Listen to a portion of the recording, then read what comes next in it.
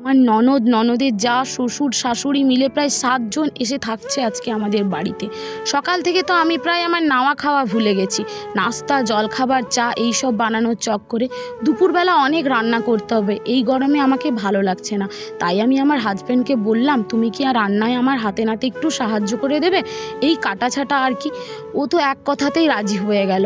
রান্না করার সময় রান্নাঘরে শাশুড়ি মা ঢুকে এক ধমক দিয়ে আমাকে বললেন, কি দিয়ে জাদু করেছো আমার ছেলেটাকে, কি দিয়ে ওষুধ করলে? যে ছেলে 1 গ্লাস জল গড়িয়ে খেত না তাকে দিয়ে তুমি রান্না করাচ্ছ? তোমার এত বড় সাহস! কিসে মজিয়েছো আমার ছেলেকে? এই রূপ দিয়ে নিশ্চয়ই। কথাগুলো আমার বুকে গিয়ে বিঁধল। আমি কিন্তু একটা কথার উত্তরও ঘুরিয়ে বলিনি। মনটা খুব খারাপ ছিল।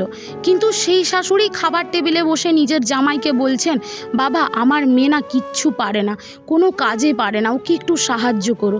এটাই হয়তো পার্থক্য নিজের মেয়ে আর পরের মেয়ের মধ্যে।